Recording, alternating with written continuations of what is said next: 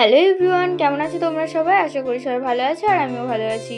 তো সকলে জানো আজকে হচ্ছে রথযাত্রা। আর এই রথযাত্রা কিন্তু শুধু একটা পুজো নয়, এটি হচ্ছে ভারতবর্ষের প্রাচীন ঐতিহ্য ও সংস্কৃতি মিলিয়ে একটি অপূর্ব প্রতীক। আর জানো তো, রথের যে এই রশ্মিটা থাকে না, এটা যখন সবাই মিলে একসাথে ধরে টান দেয় না, তখন কে ধনী কে গরিব, কে কোন জাতির, আমরা সব কিছু ভুলে যাই। আর এই মেলবন্ধনটাই তো আসল ম্যাজিক, তাই না? জগন্নাথ দেব আমাদের এটাই শেখান, সবাইকে একসাথে নিয়ে এগিয়ে চলতে। আর হ্যাঁ, রথের চাকা যেমন শুধু সামনের দিকে এগিয়ে যায়, আমাদের জীবনটাকেও কিন্তু সব বাধা পেরিয়ে ঠিক এমনভাবে এগিয়ে নিয়ে যেতে হবে। No comma, no full stop, only going forward. কি তাই তো? আর এই ছোট্ট ছোট্ট ছেলেগুলো রথ টানছে দেখে আমার মনটা সত্যি ভীষণ খারাপ করছিল। আমার একটা কথাই মনে হচ্ছিল যে আমি আবার ছোটবেলায় ফিরে চলে যাই, কিন্তু সেটা তো আর সম্ভব নয়। আজকের দিনে একটা কথা না বললেই নয়, আমাদের জগন্নাথ দেবের যে অমোঘ বাণী, কর্ম করো বন্ধু, কিন্তু ফলের আশা করো না। তো আজকের দিনে প্রভু জগন্নাথ দেবের কাছে আমার একটাই প্রার্থনা, তিনি যেন তোমাদের জীবন আনন্দ, শান্তি, সুস্বাস্থ্য দিয়ে ভরিয়ে তোলেন। সকলের জীবনে আসুক নতুন আলো। জানো তো, জগন্নাথ দেব, বলরাম দেব এবং মাতা সুভদ্রা যখন তাদের রত্নবেদী ছেড়ে মাসির বাড়ি যাওয়ার উদ্দেশ্যে রওনা দেয়, তখন যেন স্বয়ং ভগবান মানুষের দোরগোড়ায় নেমে আসেন।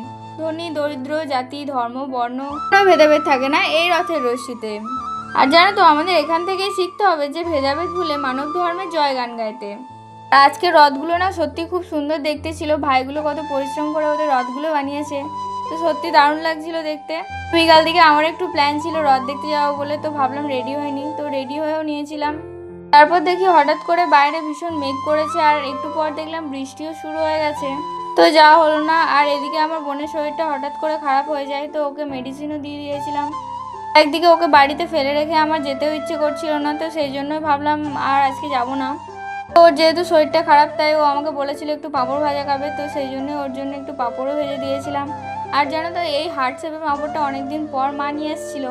এটা ফ্রাই করতে গিয়ে দেখি এই হার্টটাতে একদম আমার মতো, এই না সরি, আমার হার্টের মতো।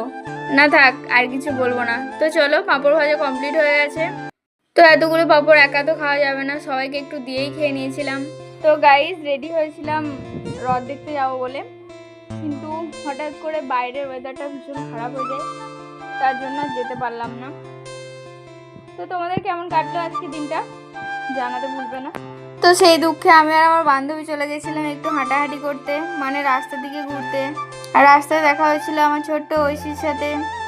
জানো, আমরা এদিকে বেড়াতে এসে কি দেখলাম, যে এখানে রোদ উঠেছে। মানে কিছু বলার নেই, আমরা ঘুরতে যাবো বলে দেখলাম যে বৃষ্টি শুরু হয়ে গেছে, আর এই দিকটায় দেখছি যে রোদ উঠে বসে আছে।